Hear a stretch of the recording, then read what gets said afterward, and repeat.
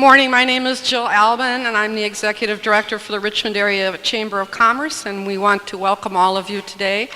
This is a wonderful turnout, and this has turned out to be a very good event for us, and we do appreciate all the participation that we have.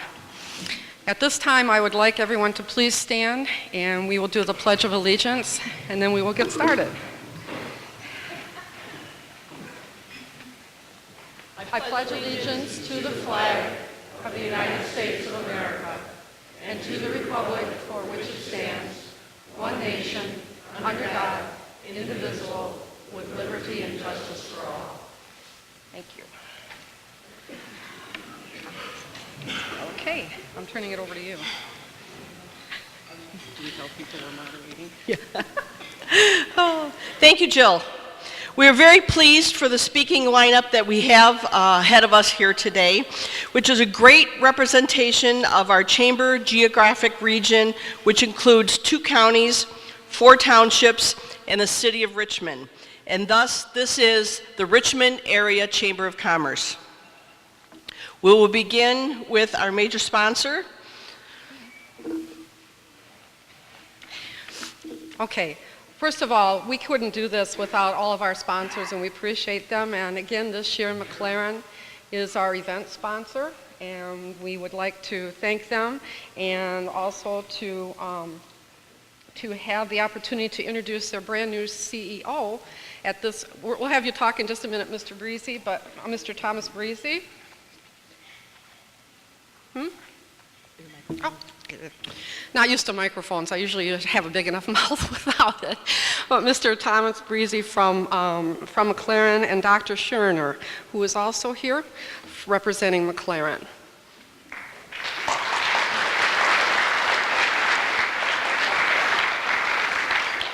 Okay, our table sponsors for today are First State Bank, Eugene Lovell and Larry Coosdale. Could you just please if you'd like to stand up. Stand up, please.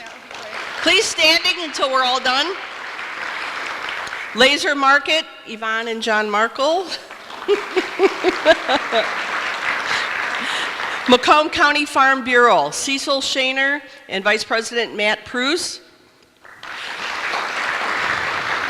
Waste Management, Dave Rogers and Kathleen Klein. The Republican Committee of North Macomb County. For Chair Rob Montilla, we have Councilors Jamie Green and Jeff Yarrick. Nicolin Saff, Stephen Saff Jr. Okay.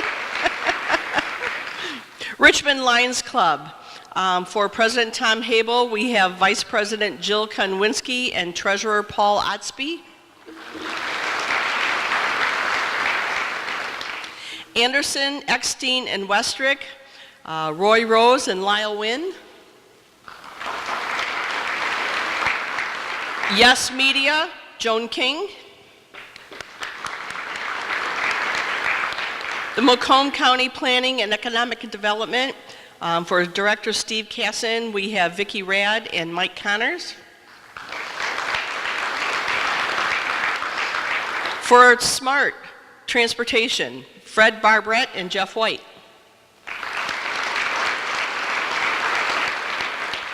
North Star Bank, Roy Kletcha and Daniel Drab.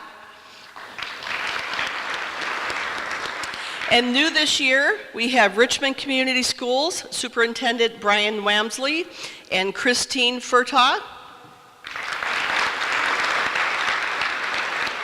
Richmond Rotary Club. For the Rotary Club President, Brett Froon, we have Lynn Houston and Carol Walters. CSB Bank, Joe Warden and Jessica McClarty.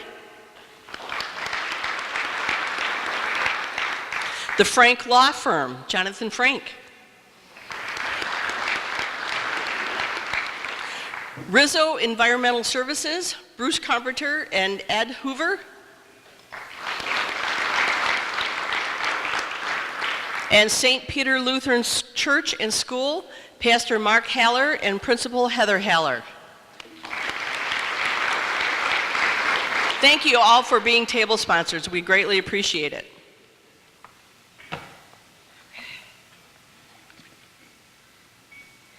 At this time, I would like to invite Mr. Breezy to please come up here and say a few words about McLaren.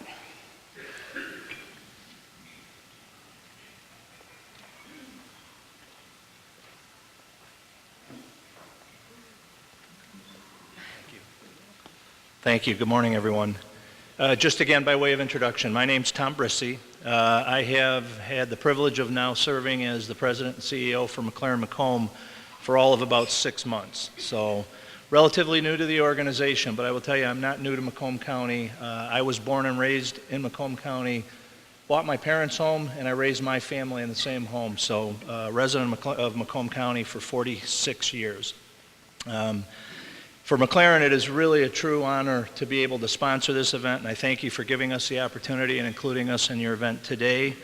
More importantly for us, it's a real privilege for us to be able to serve the health needs of the people of Macomb and St. Clair County. We take that responsibility very seriously. We consider it a real privilege. We have identified for our hospital in Mount Clements a very high priority need to expand our emergency center. We're doing almost twice the volume in our emergency center as the facility was designed for 40 years ago. As I think you all know, in the world of healthcare today, every health system is capital starved. And so I apologize if you see me out in the community with a tin cup, but I believe it's my job to try to help our hospital by getting the community to help us find the funds to be able to have the appropriate facility to serve all of you. So that's our highest priority, and if any of you have any thoughts or ideas about how you might help us, or if you know somebody you think might be able to help us, we are a community asset, we are a not-for-profit hospital. I'd make an offer to anyone in the room, if you ever want to get together and pontificate about the impact of the Affordable Care Act, about the impact of the aging of the baby boom, the impacts that'll have on your business, the impacts I think it's going to have on our health system. I'd love an opportunity to do that. I am not an expert. I certainly have my share of opinions and thoughts, but I love to get other people's thoughts and opinions as well. So if you'd ever like to do that, just give me a call and I'd be happy to spend some time with you or your team and talk about it. And with that, again, I just want to say thank you for letting us be here today and be part of the event. Thanks.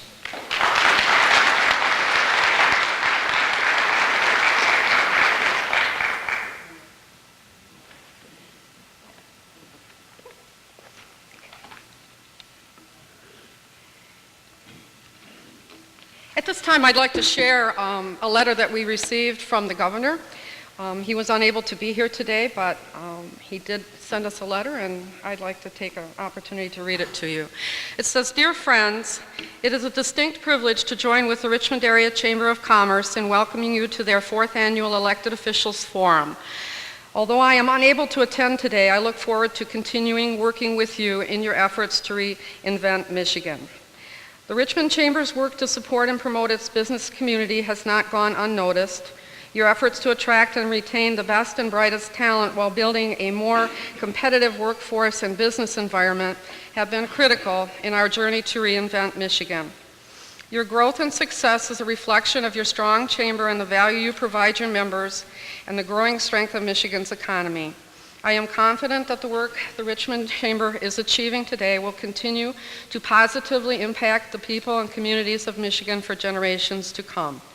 Please accept my very best wishes for an enjoyable and memorable gathering, and may you continue to experience success in all of your future endeavors. Sincerely, Rick Snyder, Governor for the state of Michigan." So I thought that was very nice that he did that. Okay, am I doing elected officials? Okay. Yep. At this time, I'd like to, and I know that there may be a few people that snuck in that I don't have on here, but I would like to take an opportunity to introduce to you our elected officials that we have here today. And as I introduce them, if they would be kind enough to stand up, and if we could hold our applause to the end, that would be wonderful. Okay. First of all, Macomb County Assistant County Executive John Paul Rhea. Is he here? Okay. St. Clair County Commissioner David Rushing. City Manager John Moore. Casco Township Supervisor Bill Rumenap. Columbus Township Supervisor Bruce Christie. There he is. Lennox Township Supervisor Ron Trombley. Richmond Township Supervisor Cindy Greenya. Macomb County Commissioner Don Brown. State Representative Dan Lowers. There he is. Okay. State Representative Andrea LaFontaine. State Representative Ken Goyke. Lennox Township Treasurer Karen Ottenbacher. Richmond City Councilor Jamie Green. Richmond Township Trustee Chris DeVos. Richmond City Councilor Jeff Yarrick. City of Memphis Mayor Larry Wilson. And Ms. Laura Hine from Senator Pavlov's office. Thank you. New Haven Village President Chris Dilbert. Macomb County Commissioner Kathy Vosberg. No? Okay. Richmond City Councilor Mike Mistrovich. Richmond Community Schools Superintendent Brian Walmsley. Mr. Carter Bundy, who is joining us from the Attorney General Bill Schuete's office. Richmond Community Schools Trustee Christine Furtaw. Richmond Police Chief Dave Teschke. Richmond Lennox CMS Director Jeff White. Mr. Phil Kraft from Candace Miller's office. Richmond Township Treasurer Bob Zalka, sorry, and Deputy Treasurer Cheryl Zalka. Is Cheryl there? Okay. Ray Township Fire Chief, Chief DeMaria, and Richmond Township Trustee Vern Coleman. And if anyone else has snuck in that I did not introduce. Okay, welcome and thank you for attending today.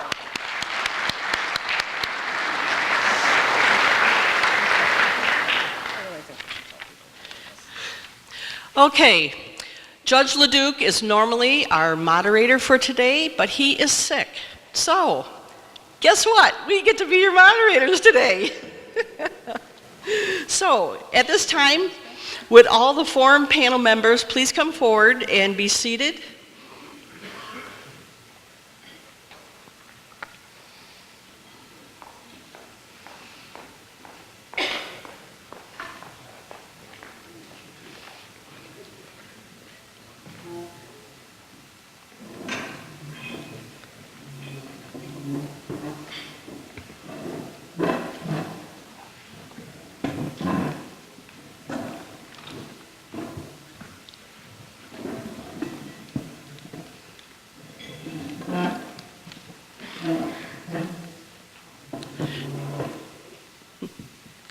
Thank you for being here with us today. It's a pleasure to have you here at the Richmond Area Chamber of Commerce for this event. The Richmond Area Chamber of Commerce represents a unique area of two counties, St. Clair and Macomb, 4 townships, Casco, Columbus, Lennox, and Richmond Townships, and the city of Richmond. We have the leaders of the 2 counties and 5 municipalities here today to give us updates on their communities. And we're going to begin with our local municipalities today and remind everyone that we have 8 to 10 minutes, so I have the watch today. And so first up, I would like to have City of Richmond Manager John Moore in for Tim Ricks.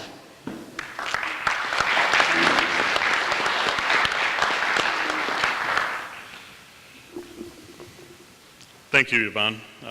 And thank you to the Richmond Area Chamber of Commerce for hosting such a nice event again in our city. On behalf of Mayor Ricks, I'd like to express his regrets that he's not able to attend today due to work. This year's been a very busy year for us with a lot of changes at the City of Richmond. And I'd just kind of like to mention some of those this morning. First of all, we had a lot of key personnel changes over the year. Last fall, our Public Works Director, Paul Feodellum, retired after 27 years with the City of Richmond. We hired Jim Getzinger from our city engineering firm of Tetra Tech, and Jim's brought a new perspective and a lot of energy to this position. He's really getting into a lot of the maintenance programs we have for our facilities and equipment and doing a good job for us there.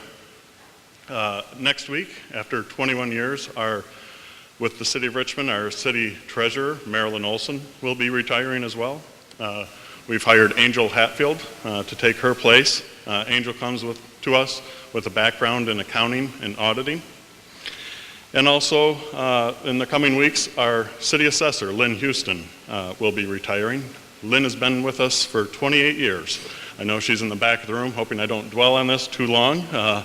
But Lynn, over the course of that 28 years, has certainly done a great job for us as the assessing person, but also has worn a lot of hats for us. And Lynn has served as interim clerk, interim treasurer.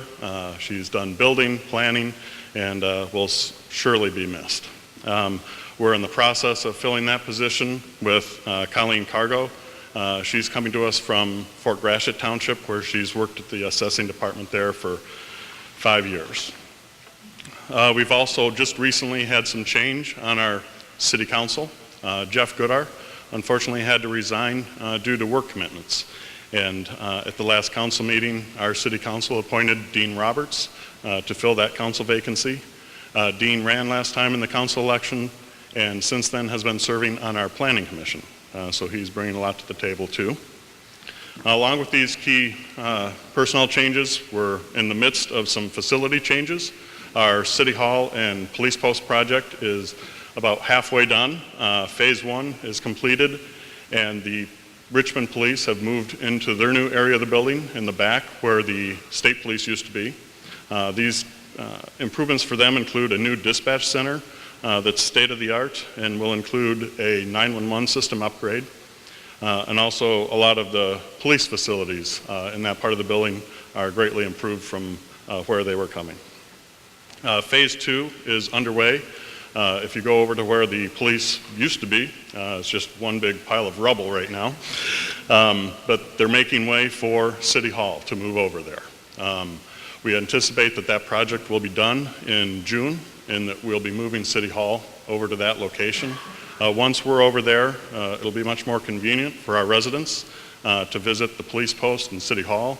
Also with the post office next door, it's kind of a nice area there to go and get things done.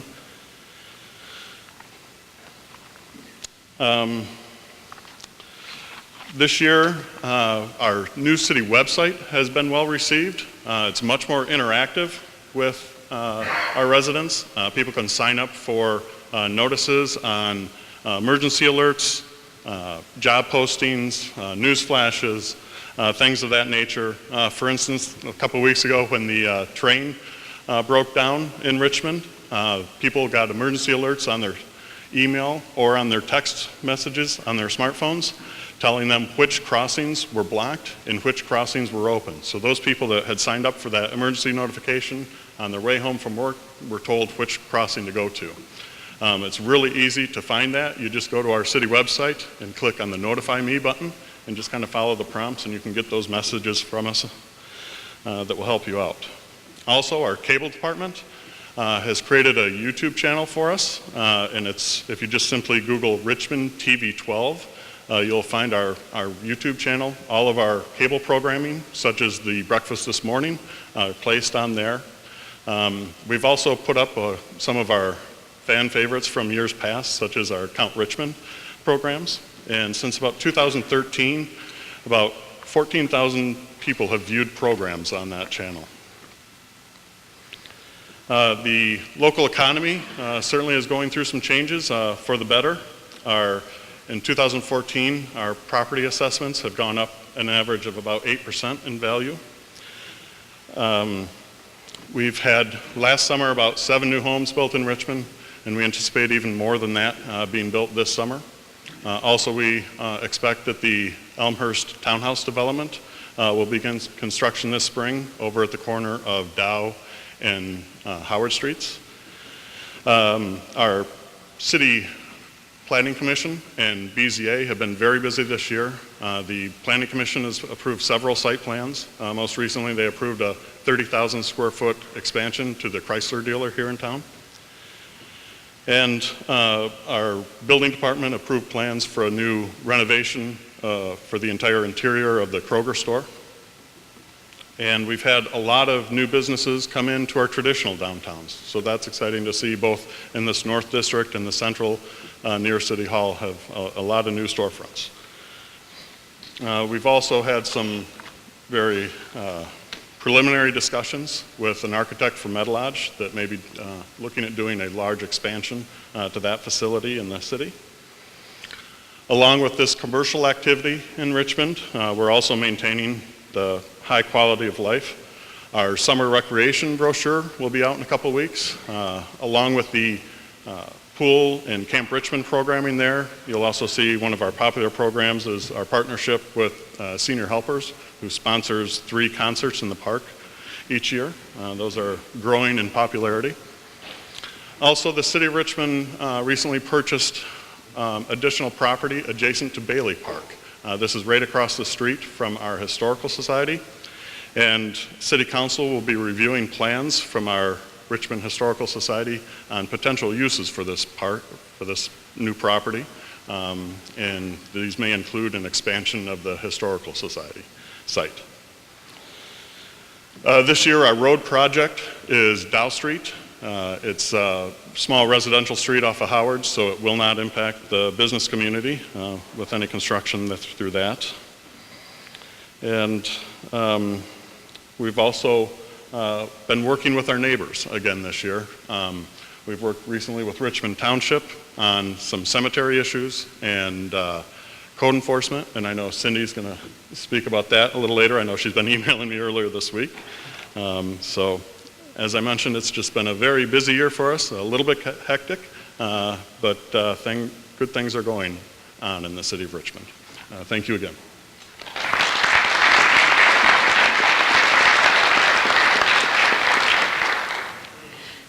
Thank you, John. It's good to hear all the things that are going on in the city of Richmond, and everything sounds like it's going well. Okay, next up, we have from Lennox Township, Supervisor Ron Trombley.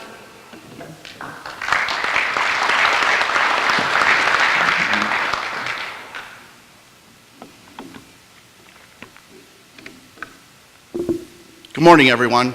It's a pleasure once again to be here. It's great to see everybody that we haven't, in some cases, seen for a year. Before I get started, I'd like to recognize some people that have already been recognized, but I couldn't do the job that I do without them. So to start off, Jeanette Ventimiglia is my deputy supervisor here to my left. She's in the trenches with me every day. First point of contact with our residents, and once again, Jeanette, I couldn't get it done without you. You're amazing. Thank you. Lennox Township Board of Trustees, I know Karen Ottenbacher's here today, our treasurer. Our Board of Appeals, our Planning Commission, once again working together trying to further our township business. Jeff White, enough can't be said for Mr. White. He goes above and beyond every day. He's always trying to look to improve us as a whole, our interaction with our other communities. I couldn't think of a better representation of a director for our community. Jeff never says no. Never. Without question, it's always, what can I do? And I hope you never lose it. I know you won't, and I appreciate it, Jeff. Smart Bus, John Hertel, Fred Barbrett. Fred's usually our point of contact. Fred, thank you so much. I believe we have 6 buses now, and we service Monday through Saturday.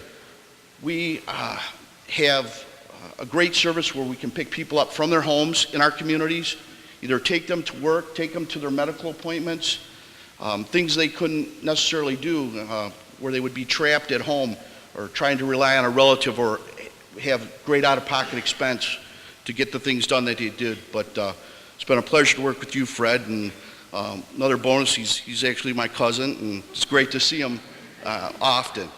So, my fire chief, Dennis Fouché, and our dedicated firefighter staff, once again, the hours they put in, unbelievable that we take them away from their families. They're really the heart of our community. Sheriff Tony Wickersham, who supplies our police protection with the Macomb County Sheriff. They do a fine job, and their officers are vested in our community. They know all of our residents pretty much individually. They make it their job to, and they know everything that's happening in our community and keep us safe. Judge Hackle, 42nd B, and then three gentlemen I really couldn't do my job without. Drain Commissioner Tony Morocco, Treasurer Ted Wabi, County Executive Mark Hackle. Whenever I've had to call these gentlemen, they've always returned my phone calls and always have been willing to help. And as any of you know in business, sometimes that's the hardest part of getting somebody to call back, but they've always been right there to help whenever they can and been outstanding. Also, our state reps, our senators, our congresswomen too, I can't say enough about how much in this area, in this region, everybody works together. Two other people I'd like to acknowledge just real quick also. Jamie Kincaid's in the audience, who I had the pleasure of working with the past few years, and we've really brought our communities together. And I thank you for that, Jamie. And Chris Dilber has taken over as president of the Village of New Haven. And Chris has already carried that on with me, and I appreciate your help and support in that, Chris. And I think you're doing a great job right out of the gate, so much appreciated. One big thing I have to talk about in Lenox Township and New Haven is our New Haven Lenox Food Pantry. This is one of the most important functions we serve to our community.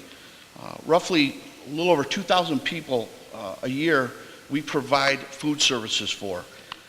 If you've never had an opportunity to visit a food pantry, I highly suggest it. And the business community is so important to our food pantry. There's no season on hunger. It's year-round. We take things for granted a lot of times, or may think things are bad, but when you see somebody come in who doesn't have the means or the financial means at certain points in their life to feed their family, it really puts things in perspective.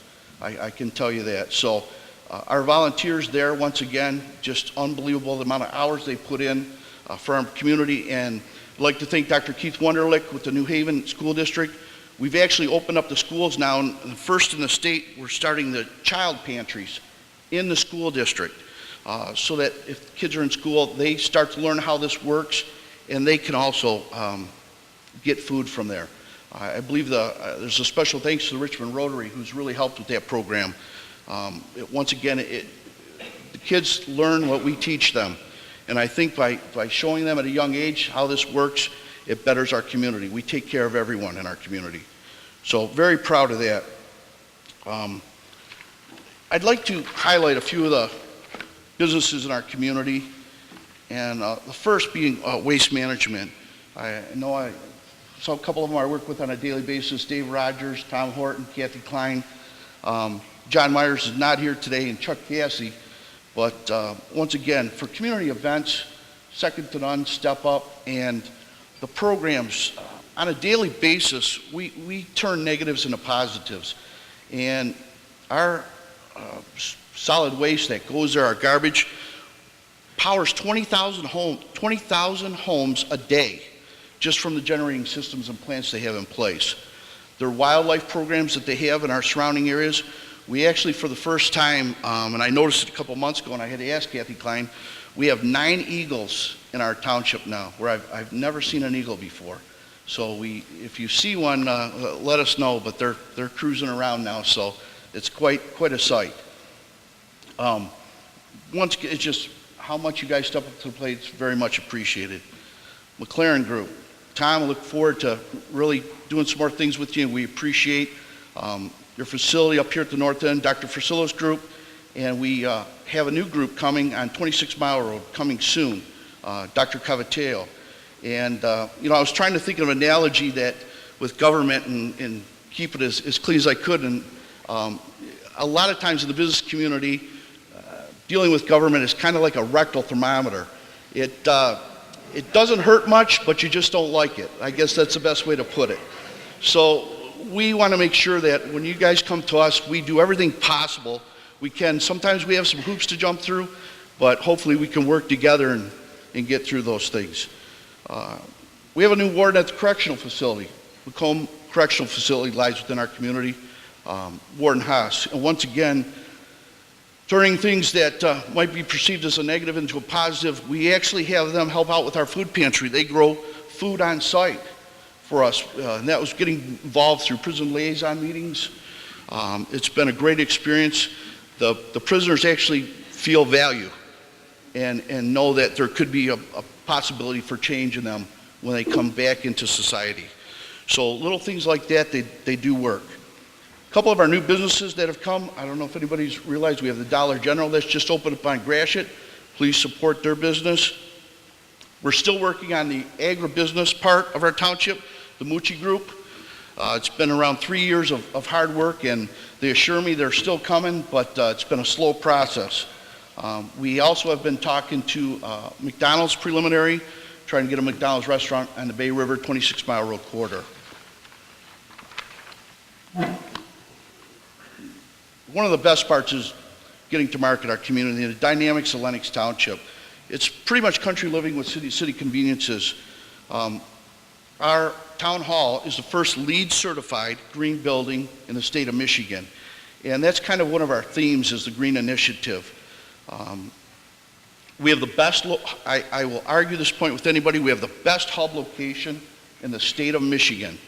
We have the I-94 corridor, the 26-mile road corridor, Gratiot corridor, second to none for half an hour to Detroit, half an hour to Port Huron, 2 crossings, great business hub. And hopefully people are going to start to recognize that and utilize it a little bit more.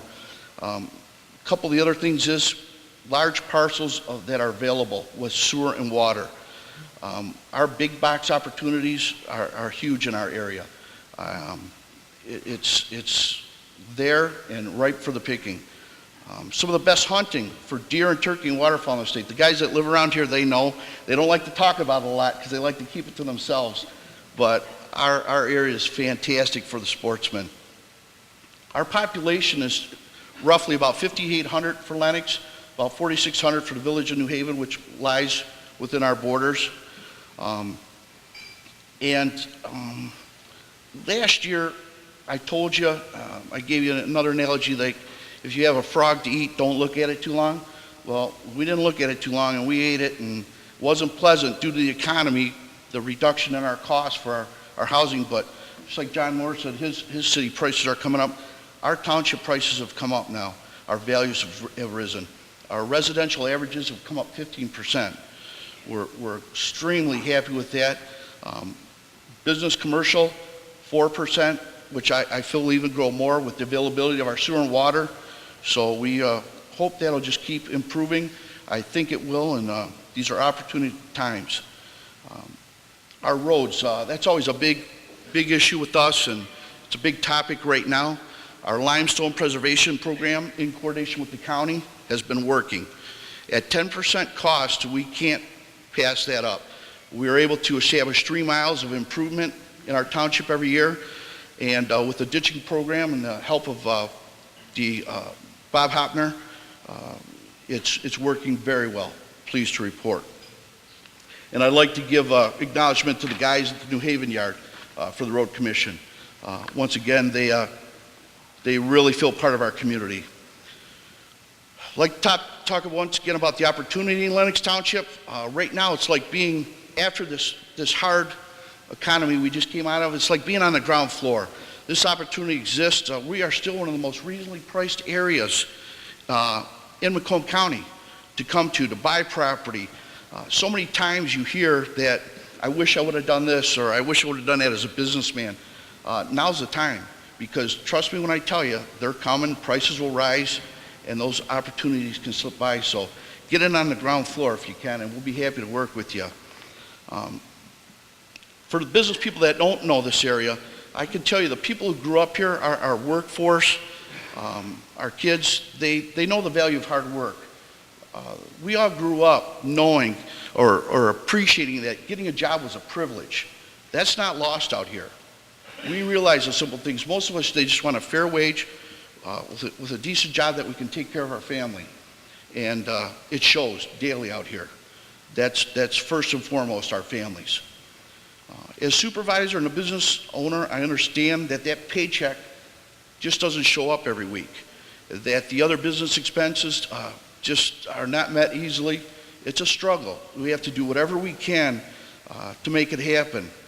I hope I have the opportunity to help a lot of you in this room and any new businesses that come to our area to further economic growth, job creation, and prosperity in our communities. And I thank you once again for letting me speak today. Thank you.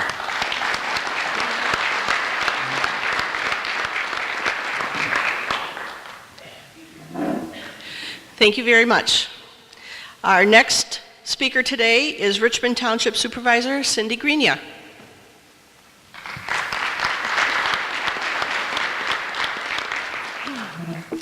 Good morning, everyone. All right, first of all, I just have to say this has nothing to do with Richmond Township. But as I sit here, I got to tell you, I remember coming to this building when it was a theater. It looks so nice. It's just so nice. They've done a good job with it. So that's all. I just want to mention that. I want to thank you and thank the Chamber for inviting us again this year to have an opportunity to speak with you. I don't have a whole lot to share this year, but we did do a few things in the township that I would like to talk about. Much like Ron, I do want to thank my board. And during the introductions, our clerk, Kathy LaFontaine, I think did sneak in, and I know she's here. And with her and Mr. Zalka and Mr. Coleman and Mr. DeVos, I think we have a pretty good board, and I feel very fortunate that we work as a team together very well. They're awesome. So one of the things that we did this year as a township, we had talked about doing for a while. We have 80 acres of property, and we had talked about putting that in something called the purchase of development rights. We finally accomplished that this year. Basically what it means is that will be farmland forever and ever and ever, which is really good considering we are a farming community. In May, we had a cleanup day last year. We negotiated the contracts so that we had some free roll-offs for people to come in the township and put their items in. That worked out well, and we also had a local business owner that allowed us to use his site on M19, and it made it so much easier for everybody to get in and out of, and that was great. It was great to see. In April last year, the former supervisor, Keith Ringert, came to the township meeting to speak with us about our cable commission, NEMC. He's was trying to talk us into something we haven't done yet, and that's putting our meetings on TV. I think a lot of you folks do that, but we're not quite there yet. In the middle of May, we experienced as a board what it's like when you have a bunch of residents that are concerned about something in their neighborhood. We had a resident that they felt was running a business out at his site, and they grouped together and they came in and they kept records and took pictures and went to court with us. And anyone that's ever done any zoning enforcement, you can appreciate how invaluable that is to have a group of your citizens do something, get together, form a group, and become a strong advocate for what you're trying to correct in your community. One thing I wanted to touch on briefly was a while ago when they put the Rails to Trails Commission together, the Township of Richmond at that time was not interested in joining. It was a while ago, and I think there was a lot of concern with the agricultural community how those trails were going to affect the properties that we went through. Well, our board took a lot of time and a lot of effort, and we finally came to a decision that we were going to do the buy-in and the maintenance. And I kid you not, the day that after our meeting that we had decided to do that, we found out that the county was going to take that over. And even if we were to buy in, we weren't going to have a say. So I know it's kind of a downer, but I just wanted to tell you that that's a very discouraging thing to find out, and we were hoping to be involved in that and have some say over some recreation in our community. On a positive note, we did employ the service of something called Constant Contact. and I think probably a lot of you are familiar with that. For a little community, we try to have our website up to date. I think it's pretty good for the limited funds that we spend on it. And the constant contact is much like I think John was speaking about, where people can get alerts. We send them out. You sign up, give us your email, and you can get e-blast usually 2 or 3 times a week letting you know what's going on. Very handy, for example, in when we had that large snowfall, the 1st of February, we were able to let everybody know that their garbage was going to be a day late being picked up. So that's the service that we do offer to our residents. In November of last year, we were lucky enough to see our EMS director bring 3 new employees and swear them in at our township board. We always take this as a privilege to be able to do that because these are some people that take care of us in times of need, and we're very lucky to have them. And on a side note, that was the same night that Jeff White got the new EMS truck, the big red truck, and I just wanted to comment for anyone that knows Jeff that we are sure that in 5 years it will look just as nice as it did the night that we got it. He always takes care of everything very well. We finally established a recreation advisory committee, which is very exciting again for a small township. We don't have a lot of money that we can offer a lot of recreation for, but we did do this, and we did finally get our recreation master plan to the state so we can apply for grants with that. Finally, I just want to touch on something that John spoke about. A couple of years ago, there seemed to be a really big push to get people to consolidate their efforts. And so we thought as a board we would start trying to reach out to our neighbors with things. I don't know if all of you knew, but the city of Richmond owns a cemetery that was always in the township of Richmond borders. So we went to the city and we asked them if they would like to indeed have their own cemetery. So that took a while, but I think it was a good thing to do. It was common sense. They control their old cemetery, and I just think it was a good neighborly thing to do. We also have contracted with them to lend us to give us a part-time officer to help us with zoning enforcement.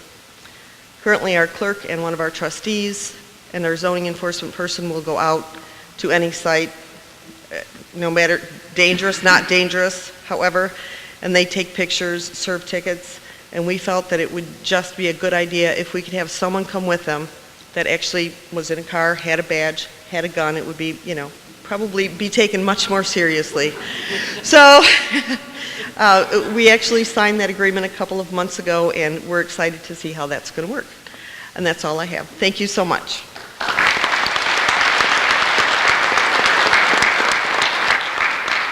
Very good. Okay, next up we have Casco Township Supervisor Bill Rumenap.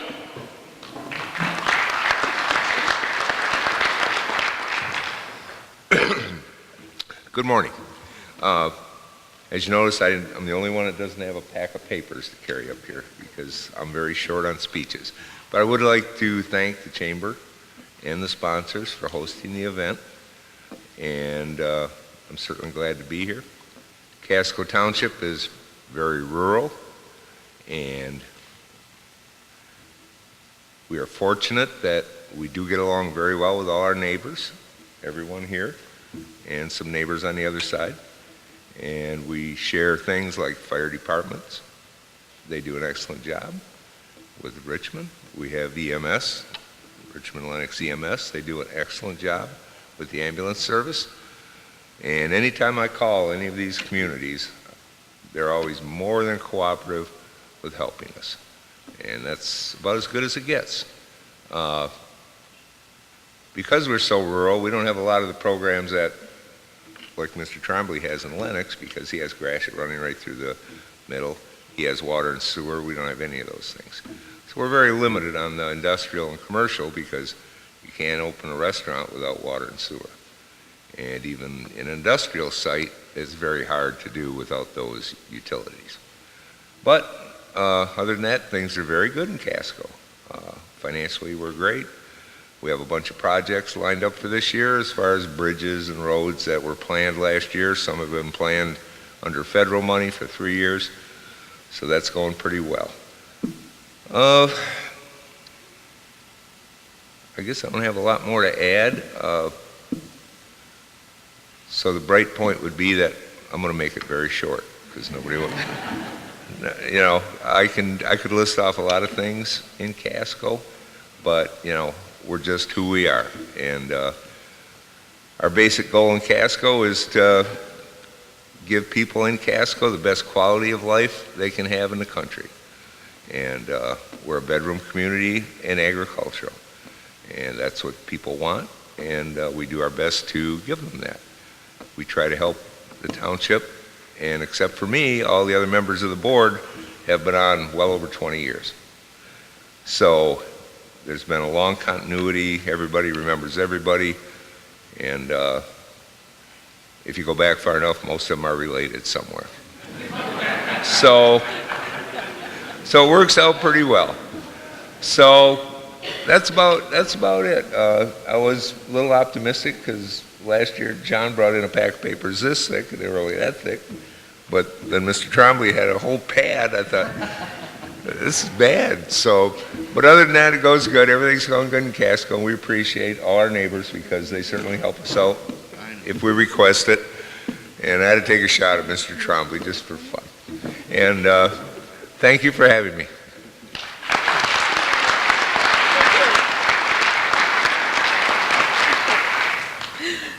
Thank you, Mr. Ruminat. Next up, from Columbus Township, Supervisor Bruce Christie.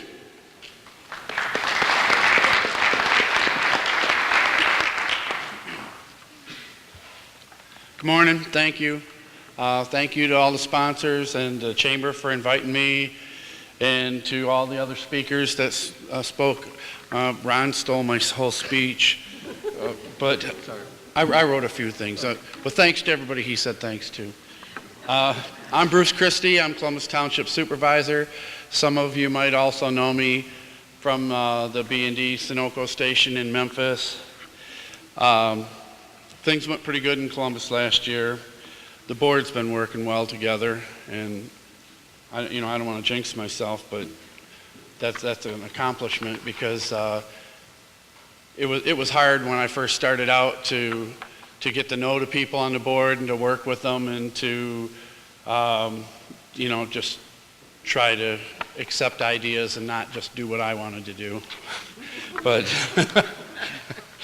so actually somebody even called the hall and said I was doing a good job, and around the hall they're saying it was my mom, but I'm not sure. We just got done with the board of review and everything went pretty well. There was hardly any protests this year, and it looks like the property values are finally starting to come up. That's a good thing because it was down there for several years. March is also the end of our fiscal year. We just got done with our budget process, and we ended the year good on our budget from last year, and we came in with a good budget this year, so everything's in place and it's looking good. We're going to be able to start getting a few things done around the hall, like maybe some painting and some windows and stuff. It's been like 20 years and it needs some help. Of course, there's always the roads. We're going to put a little extra money in the roads this year too, try and get some extra ditching done and such. And that's always a good thing because we get a report from the road commission every year telling us what condition our bridges are in and such.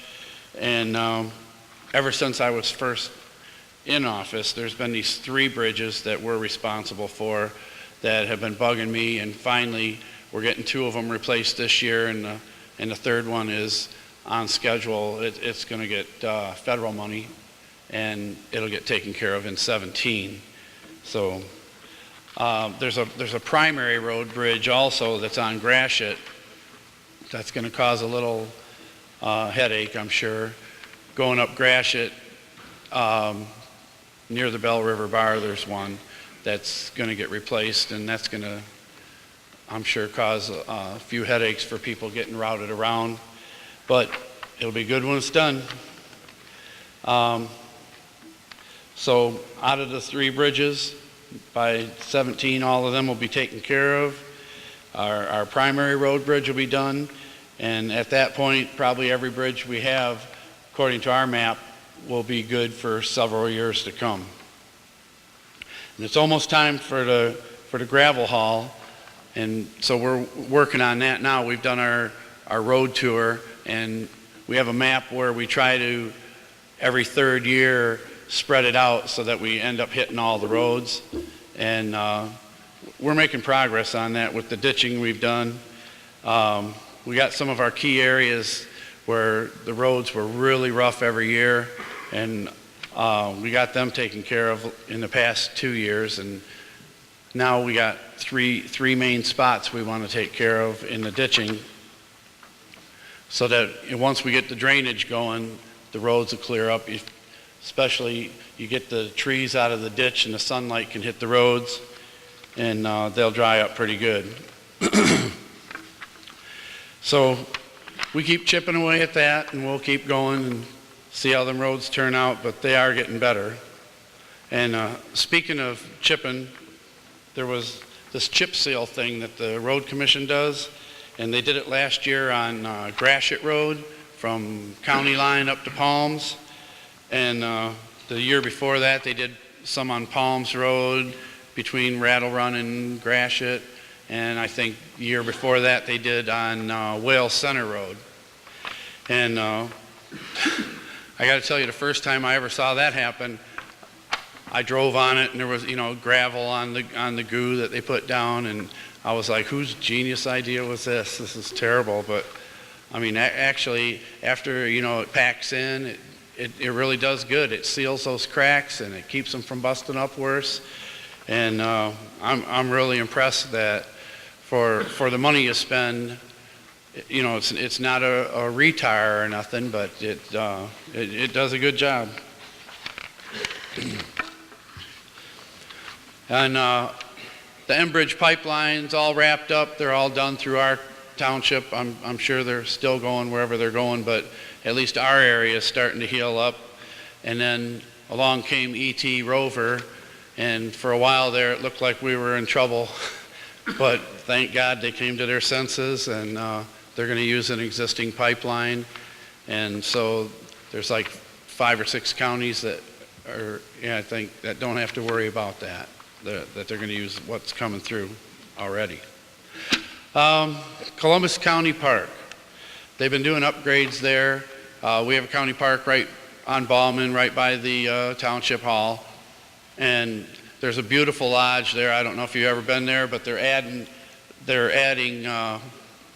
like 40 some odd acres, and they have their eyes on some more acres right along the Bell River in the way back part. And they're going to use that for more hunting and more trails and like that. And they're trying to get land along the Bell River so that they can protect the watershed. But they're putting in like an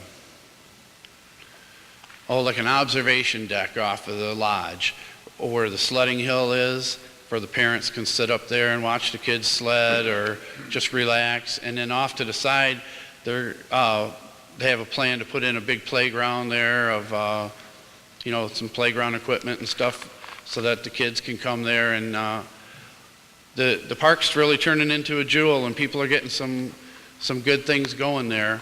Also in July 18th on Saturday, there's a 5K obstacle course going to be set up through the park that a professional company's coming in and doing there. So you might want to think about coming to that.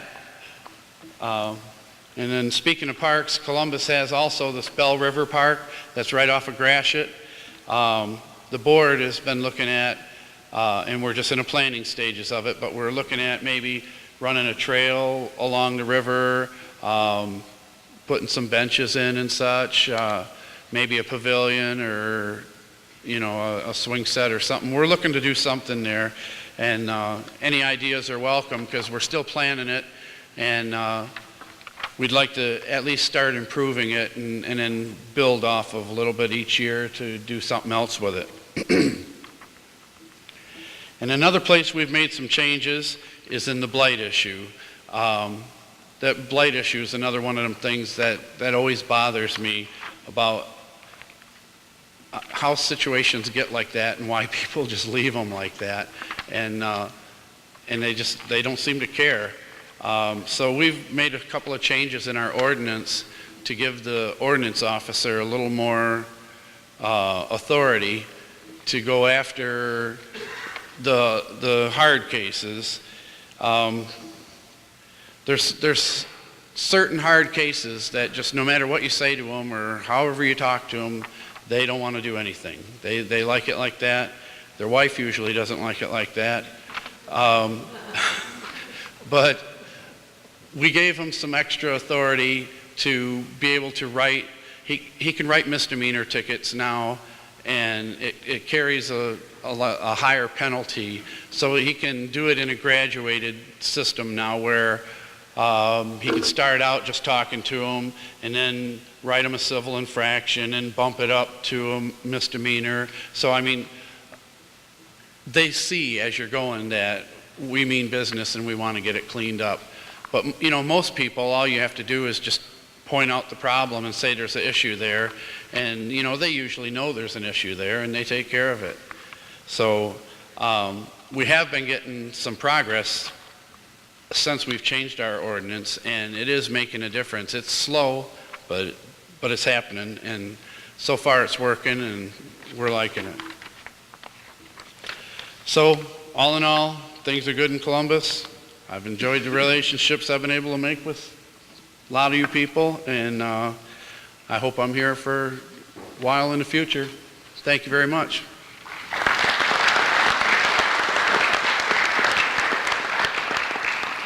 Thank you very much.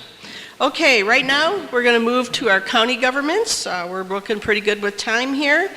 So I'm still going to remind you to please keep it between 8 and 10 minutes. And first up, we have St. Clair County Board of Commissioners Chairman David Rushing.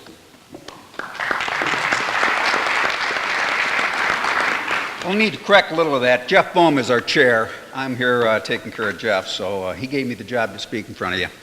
Been a lot of thank you. I want to thank everybody here who I've talked before you, I think 3 other years. Last year I was in Myrtle Beach. That just took priority. I do want to thank Dawn France. She is from Riley Township, and I do appreciate the Riley Township New Board. They work together great, and same thing with Columbus and all the townships, Casco Township, all the townships I represent.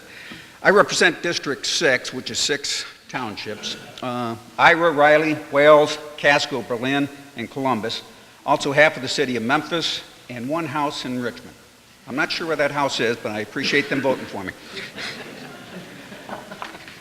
I will definitely be under the 10-minute mark. A few years ago, when I ran for office, I had different ideas about what I was going to do because I didn't like what was going on. I had no intention of being a township supervisor, which I was for 6 years. And once I got there, the 23 townships within St. Clair County voted me in as their president for the St. Clair County chapter for MTA. I represented that for 5 years. Then I was asked to run for county commissioner, which I did against the chair at that time. I do have a short story here that I'd like to read that I did once before. And it started off, so you want to be an elected official, and this will relate to many of us here. Funny thing happened on my way to voicing my opinion at our local township. There were some concerns I had in regards to decisions being made that directly affected my personal local living standards. It all started off innocently enough. In fact, it started off with all the inspiration that someone would have on your first day at college, or at your wedding night, etc. You get the idea. There wasn't a single thing you couldn't do, and the future couldn't have looked brighter. You look to yourself, I can do this. So at this point, you could not restrain yourself and proudly announced, I will do it. The ones in the know who have been in office, and the ones who have been there, if not openly, inside, they were just laughing and having a good old time. For they knew what demons were to await you, and being a bit sadistic themselves, were more than willing to have an initiation to a new member or members. Because it seems there is never a shortage of good intentions. Besides, how tough could it be? Attend a few meetings, place a few votes on various items, return an occasional phone call, all the while wondering, am I forgetting something? Just then, you start hearing one of those demons, softly at first, but gradually getting louder. It keeps saying, go back, it's a trap. And then his twin starts saying, it's not too late, run for your life. Because when this thing is over, your life as you know it will, in fact, be over. Then you have the expected demons, the ones that question each and every decision you make. And of course, you make the rookie mistakes, trying to please everyone. The old-timers just keep laughing inside, saying, yes, yes, we have another one. After an additional meeting and the phone calls start to increase, you stop and look in the mirror, wondering where all the gray hair and new wrinkles are coming from. Not to worry, it's just the demons.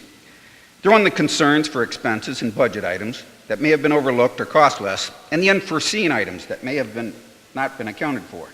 And with you being the new kid on the block, well, you know what that means. If not, you're still a rookie. But you will get there. You have no choice. First, you see, you really have no options because the demons won't allow you to quit. The more you feed them, the more they become part of you, and it seems they're always hungry. So you, being the good elected official, you keep feeding them. You start your own support group. Some like to call it a committee, and you're hoping one of them will be Dr. Phil. And you start asking yourself, why am I doing this? But the demons reply, it no longer matters why. For without people like you, where would us demons be? You start having apprehensions on why am I talking to demons? It seems lately to be getting more frequent. Someone from one of the committees states, don't look at me, you're the one feeding them. I'm just part of the support group. So how do you like me now? And no, I'm not Dr. Phil. Some of the demons are screaming their loudest now because they know, for they have always been here before, and their time with you is almost done. But they also know that somewhere, someone will not be able to restrain themselves or hear herself and will utter the infamous words, I'll do it. Back to why you chose to do this. I have found that it was much easier to sit in the audience and address issues for which affected me personally. Now, I have to listen and address all the issues. For you that have held public office or even served on jury duty, take care. The care and concern required is much greater. I have enjoyed the responsibilities for which I believe most public officials do. We are required to run the business of the people, and that is what most public meetings are, to make the public aware and informed of the decisions that are made by their elected officials. I always stress that we represent the residents. If we reach the point that we no longer will listen to whom we represent, then it is time to give up our positions. For those of you who are present that are not elected officials, I would now ask that each of you who are concerned with any issue that affects you to contact any of the officials that may represent you. You may not agree with them, but that is why we have elections. And for all of you who can't get the answers you want, well, there's always public service. Now, in closing, for those of you who have chosen to be elected officials, even after all the demons have had their way with you, it's like being in a bad storm, but then everything clears out, the wind dies down. Everyone's mouth is hung open, and though some may not say it, they do know it. As a group, you are recognized as heroes. All the demons are gone, for they have no power over heroes. So I'll close with gratitude for all your efforts, because I still look up to heroes. Now I have 5 items I want to go over. The road maintenance. And Bruce brought this up in regards to a bridge. I don't think any of it's federal money. I think it's our money. We just get our money back. In St. Clair County, we passed a millage, and I'll make one reference to Riley Center Bridge on Riley Center Road. It crosses Bell River. That was an $810,000 bridge. Because of the millage we got, we're only paying approximately 5% on all the project. On this particular project, it only costs the county $40,000 to put an $810,000 bridge in. And a lot of efforts, and we have our state reps here and Candace Miller, so they deserve thanks on this also. In regards to the ditching, this coming year, we have 23 townships in St. Clair County, and I'm a township person representing townships. Currently, when I took office as county commissioner, the funding was under $600,000 that we contribute because we have a partnership with the townships. That has been increased to $900,000. The townships give $2.50, so that's in excess of $3 million, and that's just for township roads, the gravel roads. It isn't the trunk lines, M19, or those type of lines, or the majority of the paved roads. And that's what I have on road maintenance. On the landfill, we have our own county landfill, which is working out very well for us. So we have a closed county. All the trash and garbage that's picked up in St. Clair County has to go to our landfill. And with the decrease in tonnage that we had over 330,000, I believe it was, metric tons 3 years ago. That dropped to about 170,000 metric tons. We now are accepting 5 to 8 Canadian trucks a day, which we have no control over anyways. That's Interstate Commerce Commission, and that's been ruled on by the Supreme Court. But the city of Marysville, I'll give 2 examples. City of Marysville and Cotterville both contracted with the county to do the tipping fees direct. That gets out the middleman. We still have, and you have waste management here. I don't believe Rizzo's in St. Clair County. They may be, for my district, I don't believe so. We have Jeff's Rubbish. They do a fantastic job. I don't know if there's any hauler that does not do a fantastic job. But what it's allowed to do is Marysville to contract, and they've saved $60,000 the first year they've tried this. Cotterville saved $13,000 because they're paying the exact tonnage that comes to the landfill for their community. Hopefully that will be expanded. I know Riley Township is working with Matt Williams currently, and it's going to expand throughout the county. And we do have our own out there also as far as a bioreactor. We have a solid waste, and that's generating in excess of $800,000 a year currently. On Park and Rec, I'm going to hit on that a little bit. On the specifics at Columbus Township, it's going to be an additional 25.99 acres.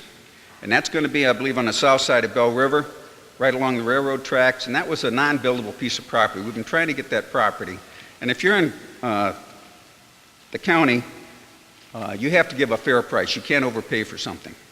They finally decided to sell the property. So we're gaining 25.99 acres at Columbus. In addition, out at the Godels County Park, we're going to be gaining 38.79 acres. And that's going to be right along the driveway as you come into our Godels Park. We have an excellent county park that we do every year, the annual park thing we have there. I'll go on to Convention Center now. We're going to be having our grand opening in June, and that's a $40,000 box. In conjunction with Hilton, 40,000 square feet is ours, 25,000 will be the big box, and the budget on that was $9 million, and we are within budget. We are not going to be a dollar over budget. It's excellent facility. It's been completed, and we will have the grand opening coming up in June. Another small item, a new commissioner we appointed, Craig McConnell. He's going to be representing District 1, and that's on the west end of St. Clair County. He is replacing a previous county commissioner, Stephen Smasco. The last one thing I have has to do with Governor Snyder's recommendation and consolidation.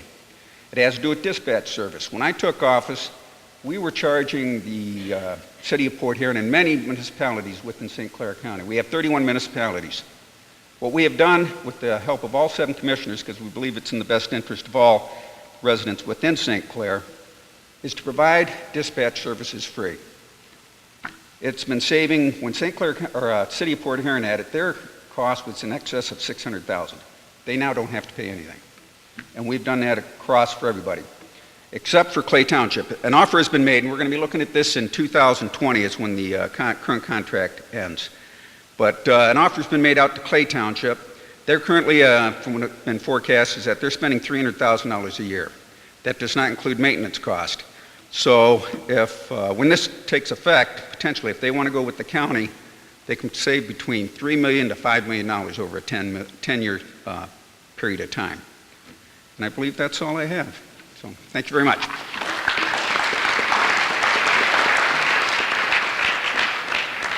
Thank you, Dave. Okay, next up, Assistant Macomb County Executive, John Paul Rhea.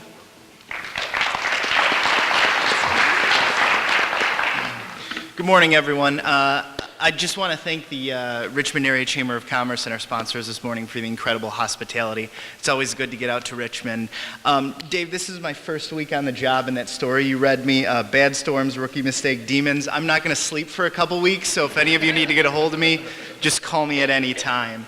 It's a fantastic event today, and it illustrates the true impact of the Chamber's operations. And ultimately, together we can make a difference, as their credo says.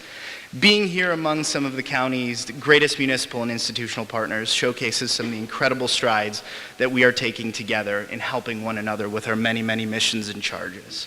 You know, at Macomb County, we forged some productive partnerships here in the Richmond area, and this work is something we're incredibly proud about. We've worked closely with the City of Richmond on a number of creative community development tools which have helped support local business and enhance the quality of place. We've worked with Lenox Township and Richmond Township to help support one of the county's most viable and longest standing industry, agriculture. Working alongside the Macomb Purchase of Development Rights community and a number of growers and producers, we've been able to help provide some creative opportunities that are bringing direct products to consumers and really showing how innovative the agricultural industry here and how viable it is. From local fruit orchards to neighborhood farm stands, we continue to communicate the good news and the great products that are coming from this area. On the economic development front, we are actively involved in a number of projects in this end in the county. With our regional economic development partners, we're continually marketing and showcasing properties in this area, leading to different attraction clients looking in the greater Richmond area for investment opportunities. Just this past week, I had the opportunity to visit Giovanni's Appetizing Food Products with our Economic Development Service team over in Richmond Township. And I don't know if any of you guys have ever seen 1,800 gallons of anchovies, but I did the other day. I never thought that that was going to happen. But it's incredible to think that two guys and an incredible operation over in Richmond Township are making some fine quality anchovy paste that's used in restaurants all throughout the state of Michigan and in the Great Lakes region. Most of the credit for these economic development initiatives go to a group of individuals that are here with us today.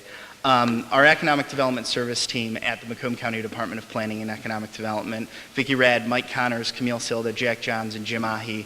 Any of you that operate any type of business, any assistance services that you need, please reach out to those folks that are over there. Please give them a call. They are incredible professionals. They have a slew of resources at their disposal. And here in Macomb County, we're here to help any of you. And I can't thank them enough for their work. And great job, guys. I think they deserve a round of applause.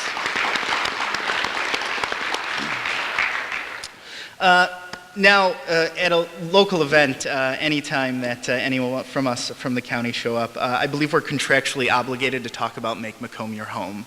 The newly formed county branding and marketing campaign is actually doing wonders for us here at the county. We've recently redesigned the entire website, and one of the things that we're very focused on is local-driven content.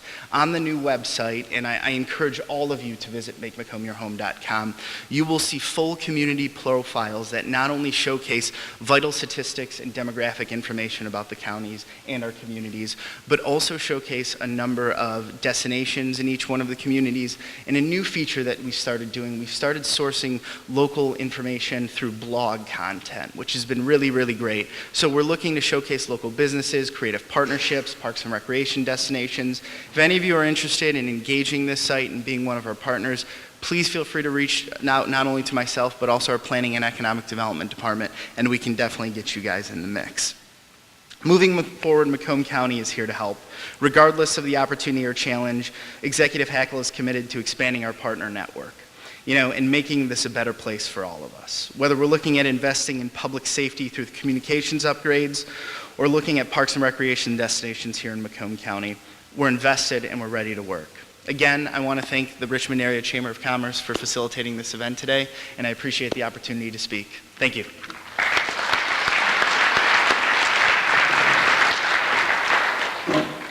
Thank you. Okay, last but not least, we have Mr. Don Brown, Macomb County Commissioner.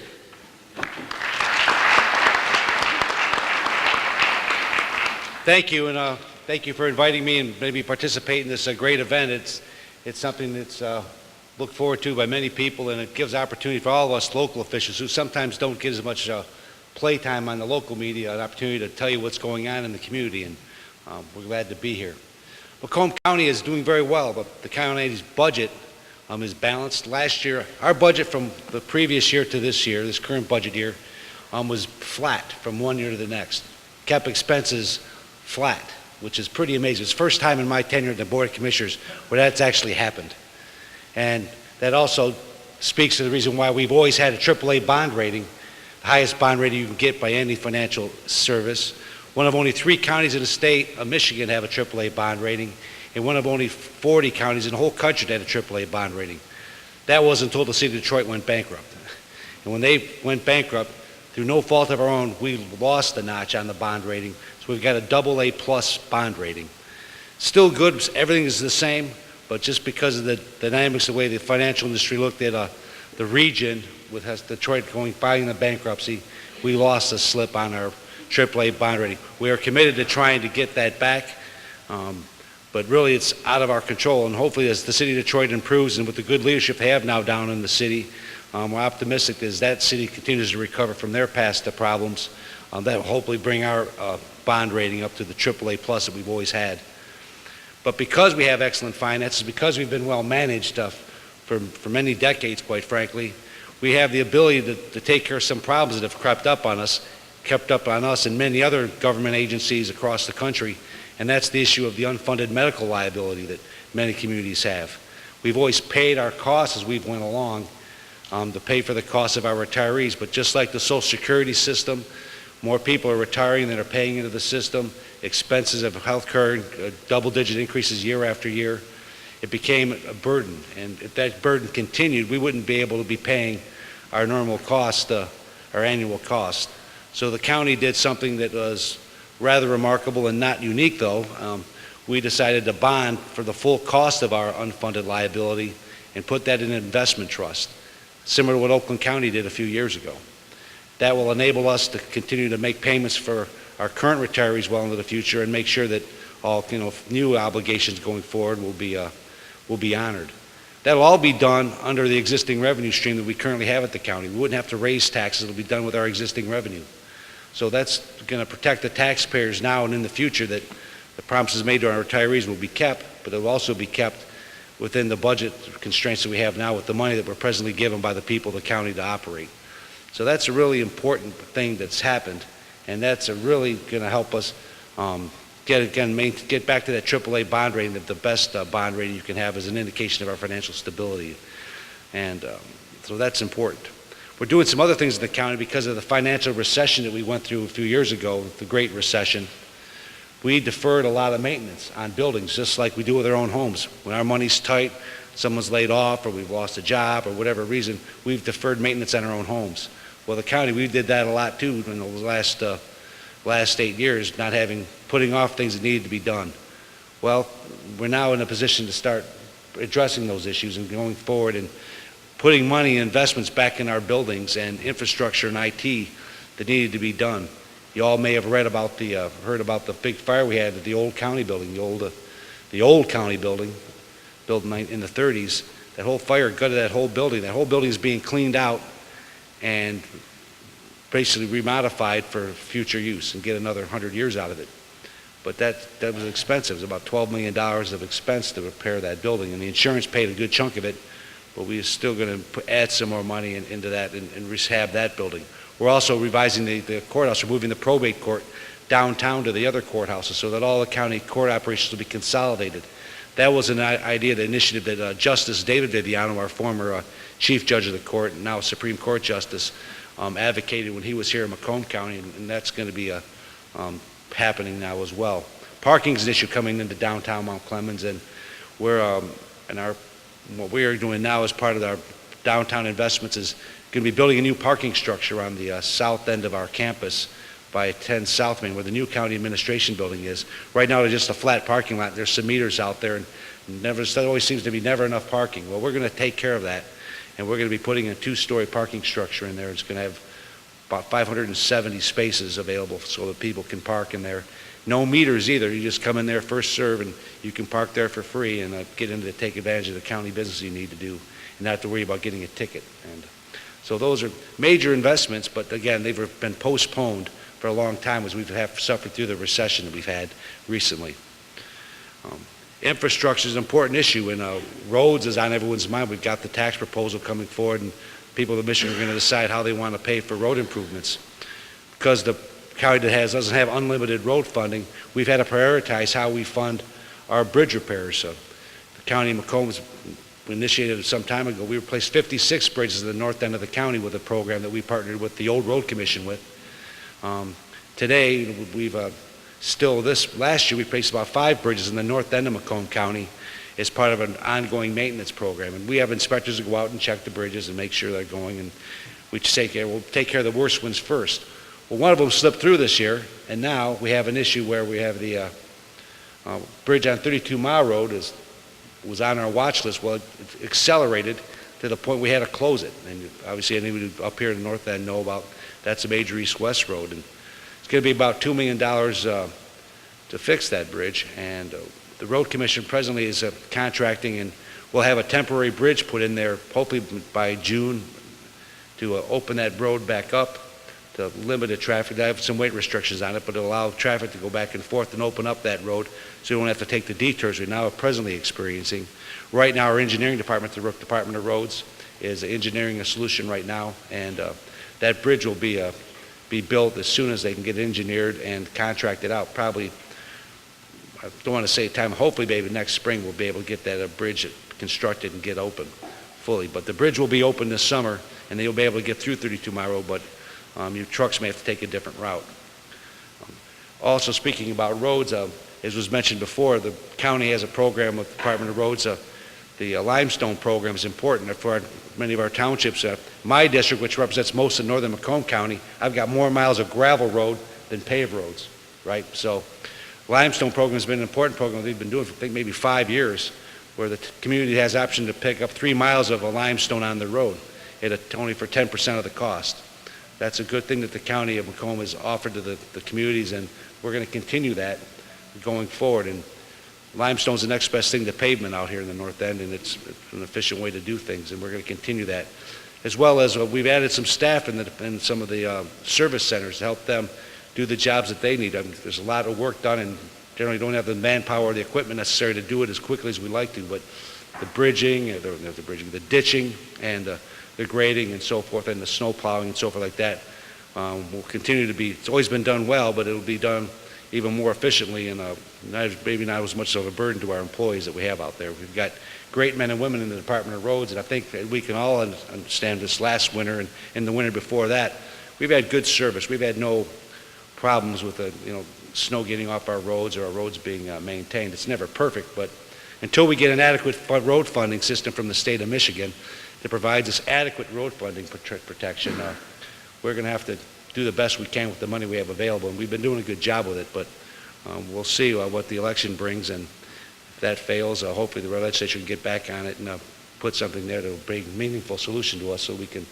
have safe, reliable roads, because that helps commerce, and if we have good commerce, it brings good jobs in our area, and that obviously leads to keeping our young people here and creating a better economy for all of us. And so nice to have a few minutes to talk with you all. I'll stop now, and good to have here. Congratulations to John Paul Rhea for his position as a Deputy County Executive. He's an outstanding man. He's been working well within the department, and he's definitely deserving of that promotion he's received, and I look forward to working with you and the County Executive.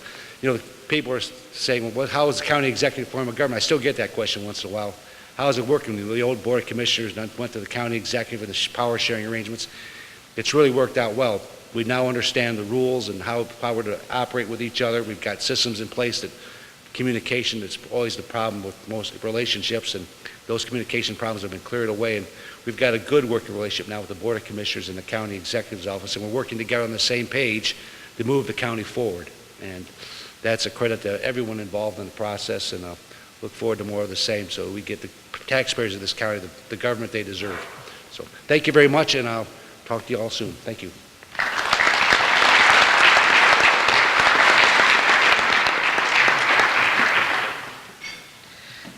Okay, I think we're doing okay on time here. So do we have any other of our elected officials that would like to have give us a quick update? And if you do, I will bring the mic over to you. I can get it out. There we go.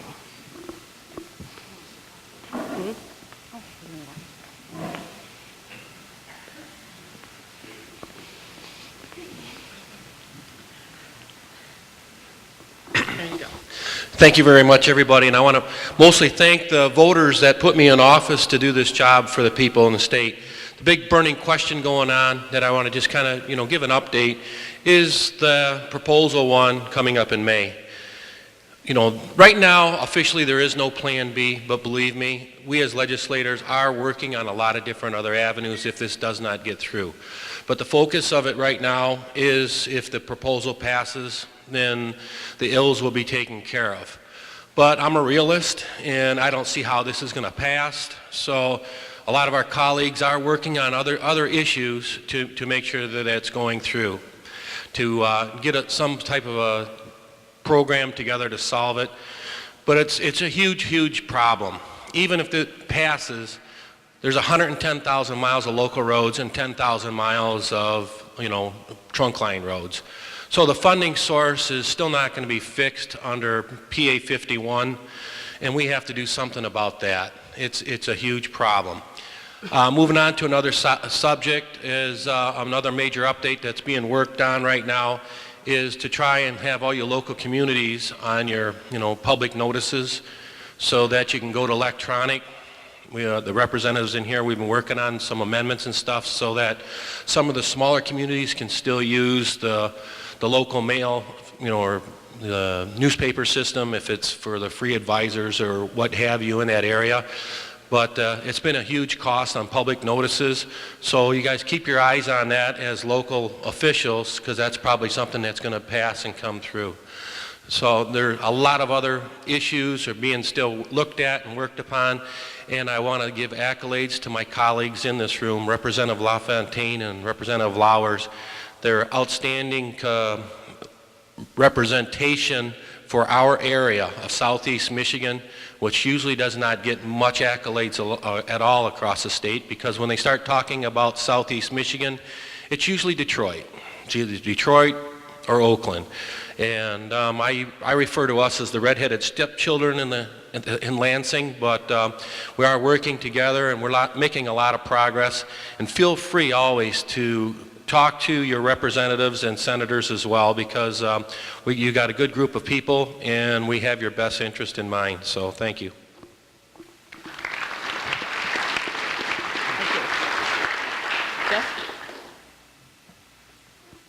Good morning, Jeff Yard, Richmond City Council.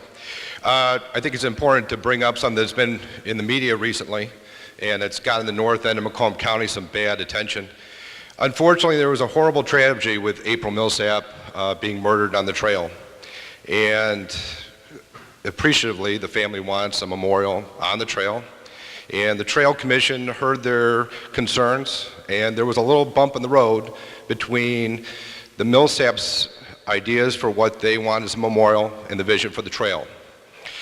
I'm disappointed to say that, and I believe the commission is going to continue to work hard with the Millsaps to try to preserve April's memory.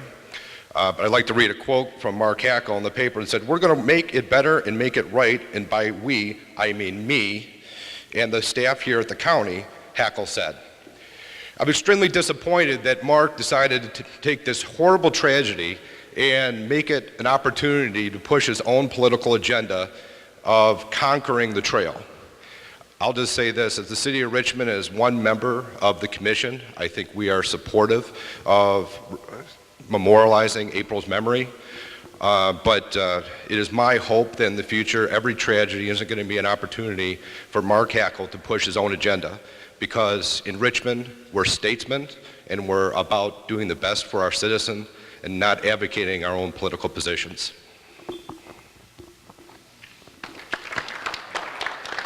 Anybody else?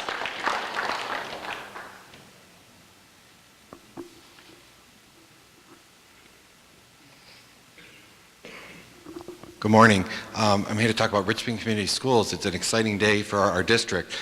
We are finishing the bond project of a $14 million bond that our communities, which encompasses the 4 townships in the city of Richmond, residents passed a little over a year ago. We have made major improvements from our technology infrastructure. We have built 4 brand new state-of-the-art science labs. We have facilities, new track and athletic complex, as well as other major improvements. But coming next fall, I'm excited to announce that our one-to-one technology will be initiated with the district. In other words, all students in our district will be receiving their own technology laptop as we move forward with that technology. I'm excited to work with a Board of Education that's committed to the students and what's providing support services. And one of the things that we have noticed is the students' social and emotional support networks that we need to provide as an organization. And so I'm excited that we've put in place in the elementary school an elementary counselor. That's pretty much in schools, in the school business, the first thing that's cut. Richmond has been proactive in putting that in place, and I think we are one of the very few school districts that have a elementary counselor to meet the needs of our students. So there's a lot of good things going on at Richmond, so feel free to stop in. I'll take you on a tour. Thank you. Thank you. Is there anybody else who'd like to give us an update? Okay, I guess we're good. I'll turn this over to Jill.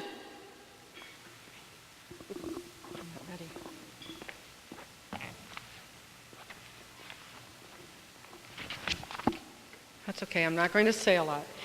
I'm just going to thank everyone again for participating in this event. This has become quite a big deal for us, and it continues to grow, and we do appreciate the fact that we have our townships and our city and local and state government represented here. So we welcome your input, as always, on anything, and we hope that you have a wonderful rest of the day. Thank you for attending.